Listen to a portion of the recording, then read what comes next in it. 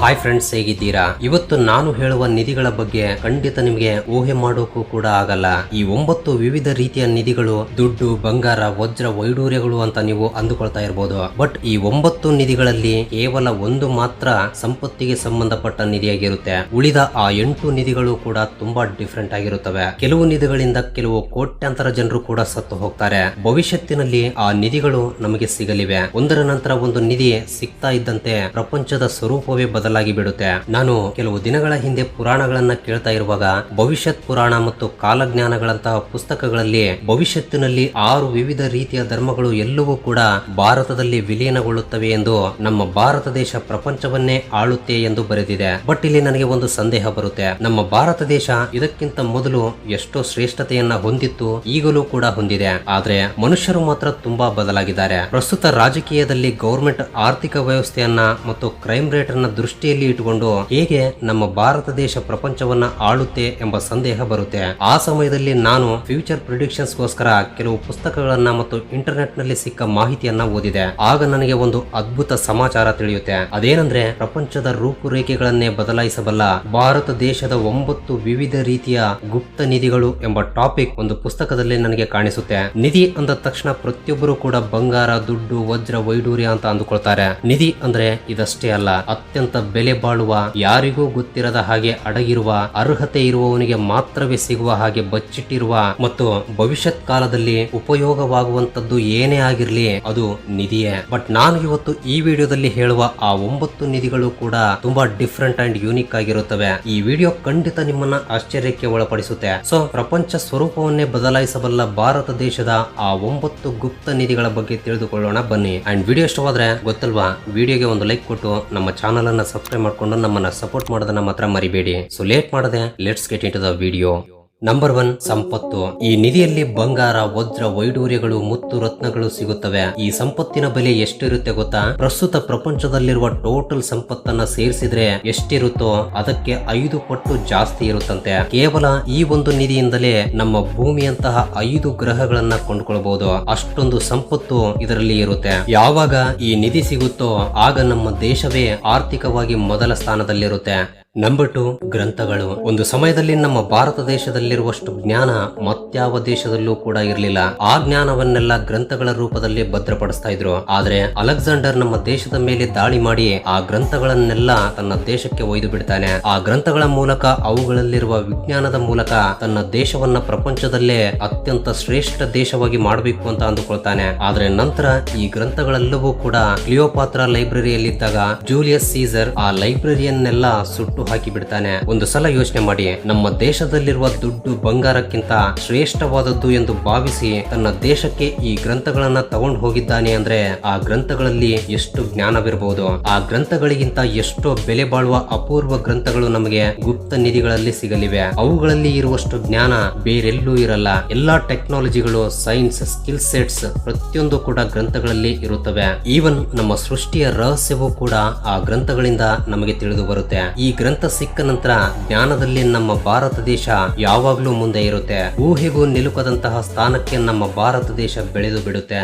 Number 3, ಲೋಹಗಳು, ಮಣಿಗಳು, ರಸಾಯನಗಳು. ನಮಗೆ ಇಲ್ಲಿಯವರೆಗೆ ಲಿಕ್ವಿಡ್, ಸಾಲಿಡ್ಸ್, ಗ್ಯಾಸಸ್ ಎಲ್ಲವೂ ಸೇರಿ 118 ಎಲಿಮೆಂಟ್ಸ್ ಗಳು ಮಾತ್ರವೇ ಗೊತ್ತು. ಆದ್ರೆ ಈ ನಿಧಿಯಲ್ಲಿ ನಮಗೆ ಇಲ್ಲಿಯವರೆಗೆ ಗೊತ್ತಿರದಂತಹ ಎಲಿಮೆಂಟ್ಸ್ ಗಳ ಬಗ್ಗೆ ಅಂಡ್ ನಮ್ಮ ಭೂಮಿಯ ಮೇಲೆ ಅಷ್ಟೇ ಅಲ್ಲದೆ ಬೇರೆ ಗ್ರಹಗಳಲ್ಲಿ ಸಿಗುವಂತಹ ಎಲಿಮೆಂಟ್ಸ್ ಗಳ ಬಗ್ಗೆಯೂ ಕೂಡ ಮಾಹಿತಿ ಸಿಗುತ್ತೆ. ಇವುಗಳ ಜೊತೆಗೆ ಯಾವ ವಸ್ತುವನ್ನು ಬೇಕಾದ್ರೂ ಕೂಡ ನಮಗೆ ಇಷ್ಟವಾದ ವಸ್ತುವಾಗಿ ಬದಲಾಯಿಸಬಲ್ಲ ಶಕ್ತಿ ಇರುವ ಶಮಂತಕ ಮಣಿಗಳಂತಹ ಮಣಿಗಳು ಕೂಡ ಸಿಗುತ್ತವೆ. ಅಷ್ಟೇ ಅಲ್ಲದೆ ನಮ್ಮ ನೀರನ್ನ ಯೂನಿವರ್ಸಲ್ ಸಾಲ್ವೆಂಟ್ ಎಂದು ಕರೀತೀವಿ. ಅಂದ್ರೆ ಆಲ್ಮೋಸ್ಟ್ ಎಲ್ಲಾ ದ್ರವಗಳನ್ನು ಕೂಡ ತನ್ನಲ್ಲಿ ವಿಲೀನಗೊಳಿಸಿಕೊಳ್ಳುತ್ತೆ. ಆದ್ರೂ ಕೂಡ ಕೆಲವು ಎಣ್ಣೆಯಂತಹ ಪದಾರ್ಥಗಳು ನೀರಿನಲ್ಲಿ ಬೆರೆಯಲ್ಲ. ಯಾವ ದ್ರವವನ್ನಾದ್ರೂ ಕೂಡ ತನ್ನಲ್ಲಿ ವಿಲೀನಗೊಳಿಸಿಕೊಳ್ಳಬಲ್ಲ ಶಕ್ತಿಯನ್ನ ಹೊಂದಿರುವ ರಾಸಾಯನಿಕ ಪದಾರ್ಥಗಳು ಕೂಡ ನಮಗೆ ಈ ನಿಧಿಯಲ್ಲಿ ಸಿಗುತ್ತವೆ. ಯಾವಾಗ ಹೊಸ ಎಲಿಮೆಂಟ್ಸ್ ಸಿಗುತ್ತವೋ ಆಗ ಹೊಸ ಇನ್ವೆನ್ಷನ್ಸ್ ಶುರುವಾಗುತ್ತವೆ.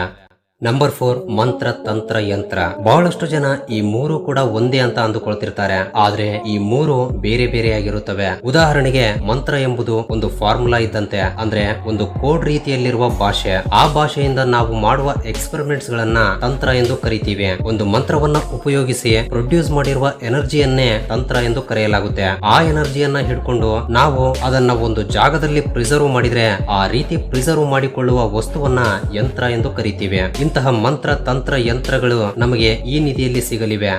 ನಂಬರ್ 5 ಬಂಧಿಸಿದ ಶಕ್ತಿಗಳು. ಇವುಗಳ ಬಗ್ಗೆ ನಾವು ಬಹಳಷ್ಟು ಬಾರಿ ಕೇಳೇ ಇರ್ತೀವಿ, ಬಹಳಷ್ಟು ಸಿನಿಮಾಗಳಲ್ಲೂ ಕೂಡ ನೋಡಿರ್ತೀವಿ. ಉದಾಹರಣೆಗೆ ಅಲ್ಲಾವುದ್ದೀನ್ ಎಂಬ ಸಿನಿಮಾದಲ್ಲಿ ಬರುವ ಜೀನಿ, ವಿಕ್ರಮ ಮತ್ತು ಬೇತಾಳ ಕಥೆಯಲ್ಲಿ ಬೇತಾಳ, ಇವುಗಳನ್ನೇ ನಾವು ಬಂಧಿಸಲಾದ ಶಕ್ತಿಗಳು ಎಂದು ಹೇಳ್ತೀವಿ. ನಿಜ ಹೇಳ್ಬೇಕು ಅಂದ್ರೆ ಇವು ಸ್ವಾರ್ಥಿಗಳಿಗೆ ಸಿಗಲ್ಲ. ಯಾರಿಗೆ ಒಳ್ಳೆಯದನ್ನ ಮಾತ್ರವೇ ಮಾಡಬೇಕು ಎಂಬ ಉದ್ದೇಶವಿರುತ್ತೋ ಅವರಿಗೆ ಮಾತ್ರವೇ ಇವು ಸಿಗುತ್ತವೆ. ಈ ರೀತಿ ಬಂಧಿಸಲಾದ ಶಕ್ತಿಗಳಿಗೆ ಪ್ರಪಂಚವನ್ನ ಕ್ಷಣದಲ್ಲೇ ಬದಲಾಯಿಸಬಲ್ಲ ಶಕ್ತಿ ಇರುತ್ತೆ. ನಂಬರ್ 6 ಪೋರ್ಟಲ್ಸ್ ಅಂದ್ರೆ ಗೇಟ್ ವೇಸ್. ನೀವೆಲ್ಲರೂ ಡಾಕ್ಟರ್ ಸ್ಟ್ರೇಂಜ್ ಎಂಬ ಸಿನಿಮಾ ನೋಡಿದ್ರೆ ಖಂಡಿತ ಇದರ ಬಗ್ಗೆ ಗೊತ್ತೇ ಇರುತ್ತೆ. ಈವನ್ ಮಾರ್ವಲ್ಸ್ ಎಂಡ್ ಗೇಮ್ ಸಿನಿಮಾದಲ್ಲೂ ಕೂಡ ನಿಮಗೆ ಈ ಪೋರ್ಟಲ್ಸ್ ಕಾಣಿಸಿಕೊಳ್ಳುತ್ತವೆ. ಸತ್ತು ಹೋಗಿದ್ದಾರೆ ಅಂತ ಅಂದುಕೊಂಡಿರುವ ಎಲ್ಲರೂ ಕೂಡ ಒಂದು ಜಾಗದಲ್ಲಿ ಈ ಪೋರ್ಟಲ್ಸ್ ಗಳ ಮೂಲಕ ಹೊರಗಡೆ ಬರ್ತಾರೆ. ಆದ್ರೆ ನಮಗೆ ಸಿಗುವ ಪೋರ್ಟಲ್ ಗಳು ಇದಕ್ಕಿಂತ ತುಂಬಾ ಪವರ್ಫುಲ್ ಆಗಿರುತ್ತವೆ. ಇವುಗಳ ಮೂಲಕ ನಾವು ಟೆಲಿಪೋರ್ಟೇಷನ್ ಅಂಡ್ ಟೈಮ್ ಟ್ರಾವೆಲ್ ಮಾಡಬಹುದು. ಬೇರೆ ಲೋಕಗಳಿಗೆ, ಬೇರೆ ಗ್ರಹಗಳಿಗೆ ಕ್ಷಣ ಮಾತ್ರದಲ್ಲಿ ಹೋಗಬಹುದು. ಇವುಗಳಿಂದ ಈ ಪ್ರಪಂಚ ಹೇಗೆ ಬದಲಾಗುತ್ತೆ ಅಂತ ನೀವು ಅಂದುಕೊಳ್ತಾ ಇರಬಹುದು, ಆದ್ರೆ ಇವುಗಳಿಂದ ಟ್ರಾವೆಲಿಂಗ್ ಟೈಮ್ ಪೂರ್ತಿಯಾಗಿ ಕಡಿಮೆಯಾಗಿ ಬಿಡುತ್ತೆ. ಮೇ ಬಿ ವಾಹನಗಳನ್ನು ಕೂಡ ಬಳಸುವ ಅವಶ್ಯಕತೆ ಇರಲ್ಲ. ಅಂದ್ರೆ ಪೊಲ್ಯೂಷನ್ ಎಲ್ಲವೂ ಕೂಡ ನಿಂತು ಹೋಗುತ್ತೆ. ಅಂಡ್ ನಮ್ಮ ಭೂಮಿಯ ಮೇಲೆ ಇರುವ ವಿಷಪೂರಿತವಾದ ವೇಸ್ಟೇಜ್ ಎಲ್ಲವನ್ನೂ ಕೂಡ ಬೇರೆ ಇತರ ವೇಸ್ಟ್ ಗ್ರಹಗಳ ಮೇಲೆ ಬಿಸಾಕಬಹುದು.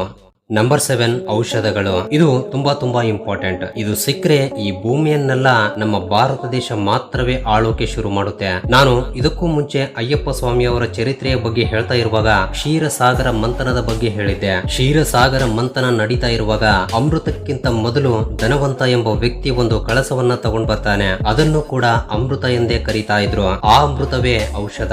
ಇದು ಸರ್ವರೋಗ ನಿವಾರಣೆ. ನಮ್ಮ ಆಯುರ್ವೇದವೂ ಕೂಡ ಧನವಂತನ ಒಂದು ಔಷಧ ಭಂಡಾರವೇ ಎಂದು ಪುರಾಣಗಳಲ್ಲಿ ಬರೆಯಲಾಗಿದೆ. ಈಗ ನಮ್ಮನ್ನ ಹಿಡಿದು ಪೀಡಿಸುತ್ತಿರುವ ಡಯಾಬಿಟಿಸ್, ಕ್ಯಾನ್ಸರ್, ಏಡ್ಸ್ ಇನ್ನು ಮುಂತಾದ ರೋಗಗಳನ್ನ ಕೂಡ ಈ ಔಷಧಿಗಳು ಗುಣಪಡಿಸಬಲ್ಲವು.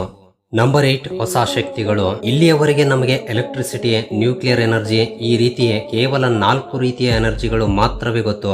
ಆದ್ರೆ ಈ ನಿಧಿಯಲ್ಲಿ ಮಾತ್ರ ನಮಗೆ ಎಷ್ಟೋ ತಿಳಿಯದ ಹೊಸ ಎನರ್ಜಿ ಫಾರ್ಮ್ಸ್ ಸಿಗುತ್ತವೆ. ಯಾವುದೇ ರೀತಿಯ ಪೊಲ್ಯೂಷನ್ ಇಲ್ಲದೆ ಎಲೆಕ್ಟ್ರಿಸಿಟಿಯನ್ನ ಪ್ರೊಡ್ಯೂಸ್ ಮಾಡುವಂತಹ ಎನರ್ಜಿ ಸೋರ್ಸಸ್ ನಮಗೆ ಸಿಗುತ್ತವೆ. ಇವು ಸಿಕ್ಕಾಗ ದೇಶಗಳ ಮಧ್ಯೆ ಆಧಿಪತ್ಯಕ್ಕಾಗಿ ಜಗಳಗಳು ಶುರುವಾಗುತ್ತವೆ. ಮನುಷ್ಯರಲ್ಲಿ ಮಾನವೀಯತೆ ಆಲ್ಮೋಸ್ಟ್ ನಶಿಸಿ ಹೋಗುತ್ತೆ. ಈ ಸೃಷ್ಟಿಯನ್ನ ನಾಶಗೊಳಿಸೋಕೆ ಪ್ರತಿಯೊಬ್ಬರು ಕೂಡ ಸಿದ್ಧನಾಗಿರ್ತಾರೆ. ಆ ಸಮಯದಲ್ಲಿ 9ನೇ ನಿಧಿ ಕೂಡ ಸಿಗುತ್ತೆ. ಅದೇ ಆಯುಧಗಳು ಅಂದ್ರೆ ವೆಪನ್ಸ್. ಇಲ್ಲಿಯವರೆಗೆ ನಮ್ಮ ಊಹೆಗೂ ಕೂಡ ನಿಲುಕದಂತಹ ಆಯುಧಗಳು ಆ ನಿಧಿಯಲ್ಲಿರುತ್ತವೆ. ಅವೇನ್ ಗೊತ್ತಾ? ಮಹಾಶಿವನ ತ್ರಿಶೂಲ, ಪರಶುರಾಮನ ಅಸ್ತ್ರ, ಅರ್ಜುನನ ಗಾಂಡೀವ. ಈ ರೀತಿ ಲೋಕಗಳನ್ನೆಲ್ಲ ಜಯಿಸಬಲ್ಲ ಶಕ್ತಿ ಇರುವ ಆಯುಧಗಳು ನಮಗೆ ಸಿಗುತ್ತವೆ. ಆ ಎಲ್ಲಾ ಆಯುಧಗಳ ಮಧ್ಯೆ ನಂದಕಂ ಎಂಬ ಒಂದು ಕತ್ತಿ ನಿಂತಿರುತ್ತೆ. ಆ ಕತ್ತಿಯನ್ನ ಹಿಡಿದುಕೊಳ್ಳೋಕೆ ದೇವದತ್ತ ಎಂಬ ಒಂದು ಬಿಳಿಯಾದ ಕುದುರೆಯ ಮೇಲೆ 4 ಭುಜಗಳಿಂದ ಅತ್ಯಂತ ವೇಗವಾಗಿ 8 ಅಡಿಗಳ ಆಜಾನುಬಾಹು ಬಂದು ಆ ಕತ್ತಿಯನ್ನ ತಗೋತಾನೆ. ಆತನೇ ಈ ಪ್ರಪಂಚವನ್ನ ಅಂತ್ಯಗೊಳಿಸ್ತಾನೆ. ಈತನ ಸ್ವಾಗತವೇ ಕಲಿಯುಗ ಅಂತ್ಯಕ್ಕೆ ನಾಂದಿ. ಆತ ಬಂದ ನಂತರ ತನ್ನ ಸೈನ್ಯದಿಂದ ನಮ್ಮ ಪ್ರಪಂಚದಲ್ಲಿರುವ ಪ್ರತಿಯೊಬ್ಬರನ್ನು ಕೂಡ ಸಾಯಿಸಿ ಅಧರ್ಮವನ್ನ ನಾಶ ಮಾಡಿ ಬಿಡ್ತಾನೆ. ಆತನೇ ಕಲ್ಕಿ. ಕೇವಲ ಬದುಕೋಕೆ ಅರ್ಹತೆ ಇರುವ ಒಳ್ಳೆಯವರನ್ನ ಮಾತ್ರವೇ ಸಾಯಿಸದೆ ಬಿಟ್ಟು ಬಿಡ್ತಾನೆ. ಇದರಿಂದ ಇಲ್ಲಿಗೆ ಕಲಿಯುಗ ಅಂತ್ಯಗೊಳ್ಳುತ್ತೆ. ಸೊ ಈ ರೀತಿ ಸಿಕ್ಕ ಆ 9 ನಿಧಿಗಳನ್ನ ಮತ್ತೆ ಇವರೇ ಬಚ್ಚಿಟ್ಟು ಹೋಗಿ ಬಿಡ್ತಾರೆ. ಮತ್ತೆ ಹೊಸ ಯುಗ ಶುರುವಾಗುತ್ತೆ. ಮತ್ತೊಮ್ಮೆ ಬರುವ ಕಲಿಯುಗಾಂತ್ಯದಲ್ಲಿ ಈ ನಿಧಿಗಳು ಮತ್ತೆ ಸಿಗುತ್ತವೆ. ಈ ವಿಷಯಗಳನ್ನೆಲ್ಲ ನಾನು ತಿಳಿದುಕೊಂಡಾಗ ನನಗೆ ತುಂಬಾ ಎಕ್ಸೈಟಿಂಗ್ ಅಂಡ್ ಇಂಟ್ರೆಸ್ಟಿಂಗ್ ಅನ್ಸಿದ್ವು. ಆದ್ರಿಂದಲೇ ಈ ವಿಷಯಗಳನ್ನ ನಾನು ನಿಮ್ಮ ಹತ್ರ ಶೇರ್ ಮಾಡ್ತಾ ಇದ್ದೀನಿ. ಸೊ ವಿಡಿಯೋ ನಿಮಗೆ ಇಷ್ಟವಾಗಿದೆ ಎಂದು ಭಾವಿಸ್ತೀನಿ. ವಿಡಿಯೋ ಇಷ್ಟವಾಗಿದ್ರೆ ತಪ್ಪದೆ ವಿಡಿಯೋಗೆ ಒಂದು ಲೈಕ್ ಕೊಟ್ಟು ನಿಮ್ಮ ಫ್ರೆಂಡ್ಸ್ ಅಂಡ್ ಫ್ಯಾಮಿಲಿ ಜೊತೆ ಕೂಡ ಶೇರ್ ಮಾಡಿ. ಹಾಗೆ ಫಸ್ಟ್ ಟೈಮ್ ಯಾರಾದ್ರೂ ನಮ್ಮ ಚಾನಲ್ ಅನ್ನ ಈಗ ನೋಡ್ತಾ ಇದ್ರೆ ತಪ್ಪದೆ ಸಬ್ಸ್ಕ್ರೈಬ್ ಮಾಡ್ಕೊಂಡು ಪಕ್ಕದಲ್ಲಿರುವ ಬೆಲ್ ಐಕನ್ ಅನ್ನು ಕೂಡ ಆಕ್ಟಿವೇಟ್ ಮಾಡ್ಕೊಳ್ಳಿ. ಅಂಡ್ ವಿಡಿಯೋವನ್ನು ಕೊನೆವರೆಗೂ ನೋಡಿದ್ದಕ್ಕೆ love you so much guys.